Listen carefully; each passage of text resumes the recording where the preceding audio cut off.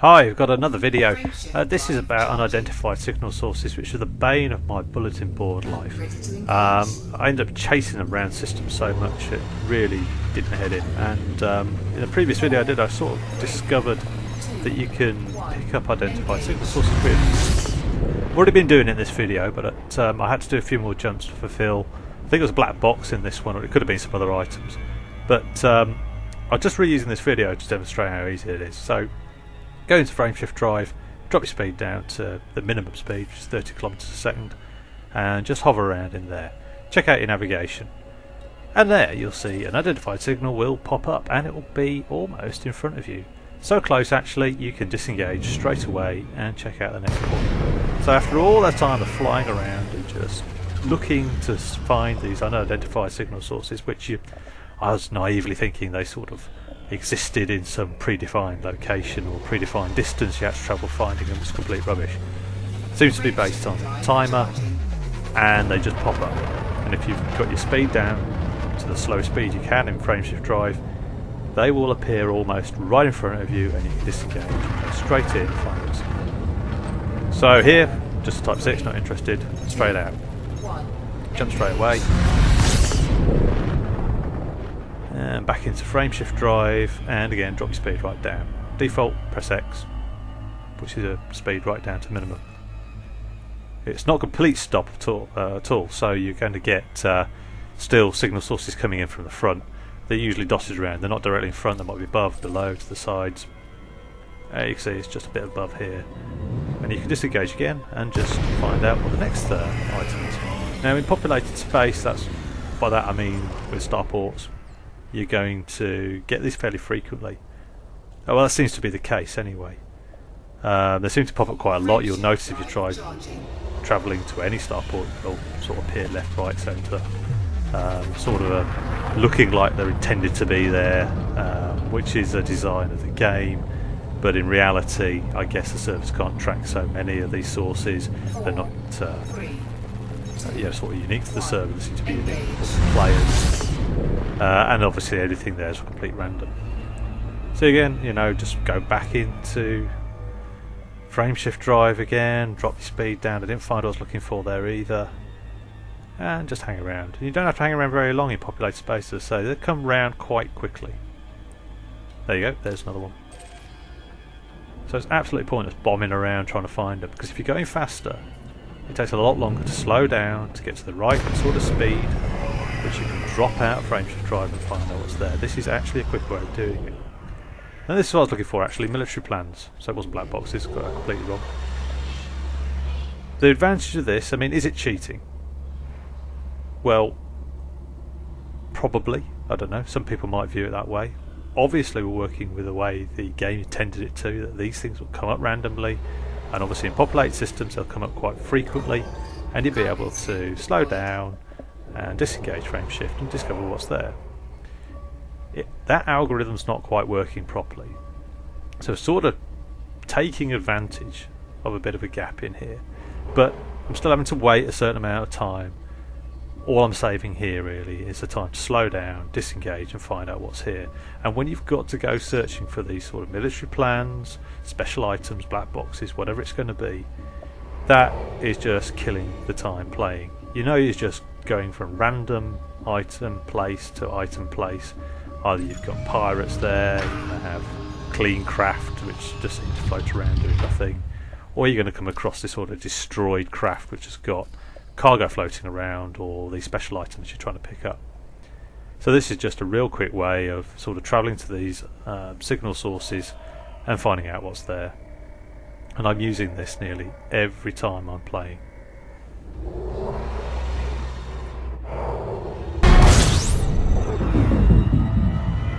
So here's a different system, and I've picked on one here that I'm going to call non-populated space. There's no starports here.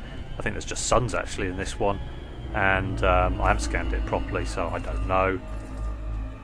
This demonstrates that there's a different timing involved with seeing the unidentified signal sources appearing.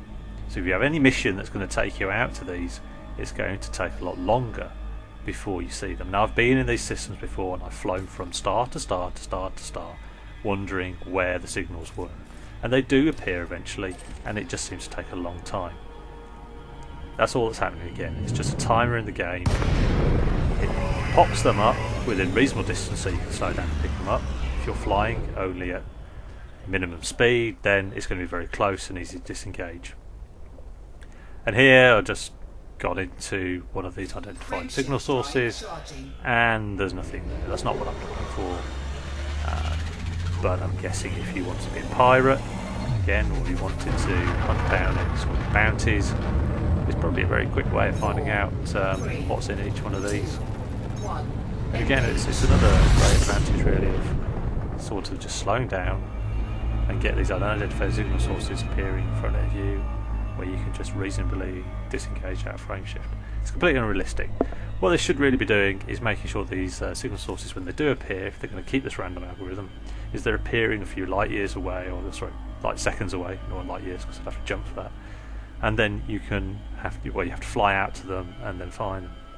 Always seems very strange. I mean, when I've been to some of the systems which take about half an hour to fly out to, you do see them popping up in a reasonable distance. You can slow down, but they're so far out you would never imagine a craft could ever pick them up.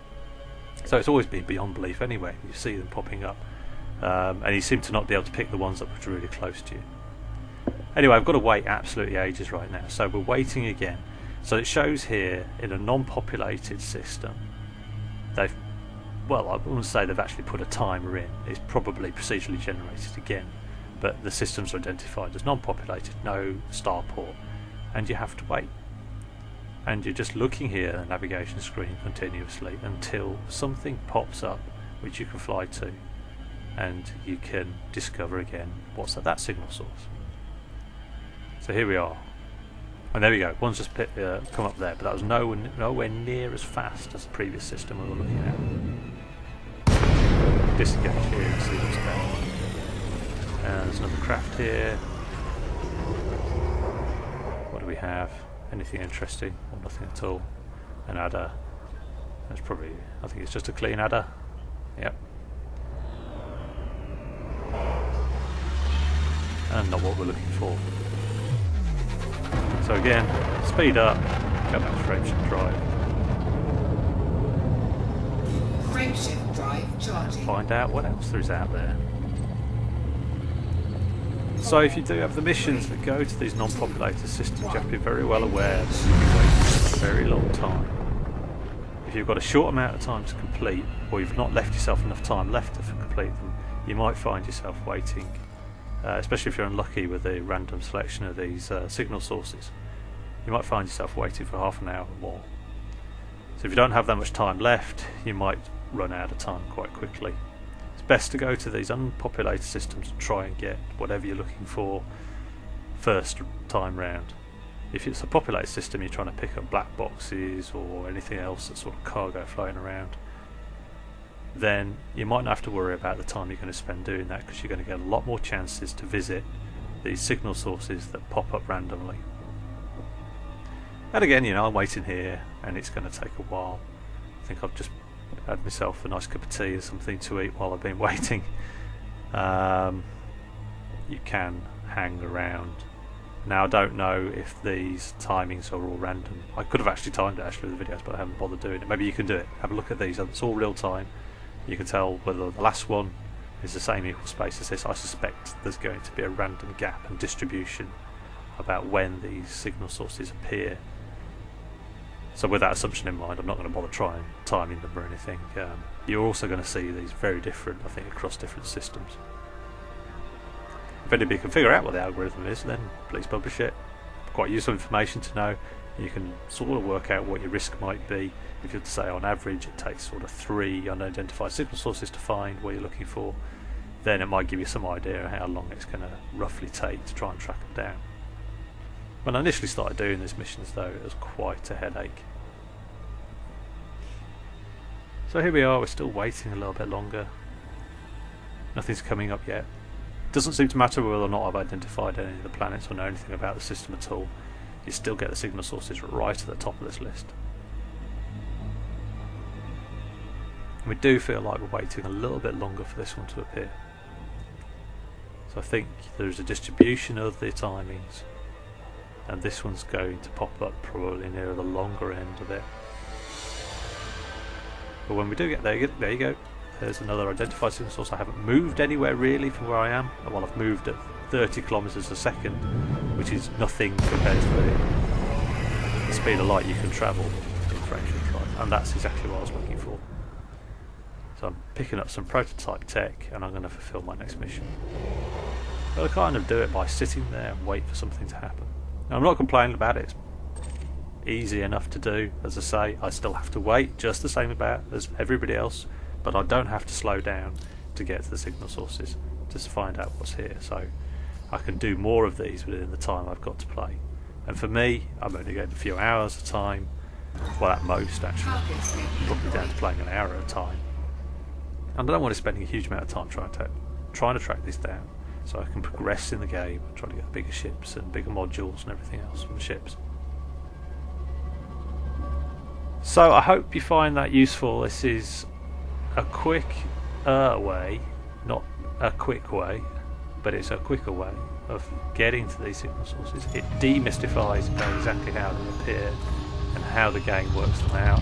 I think it's pretty much showing from the symptom of it all really that it's a random event that occurs from a timer, and it's always positioned in a place that's easy enough for the pilot to slow down and pick up.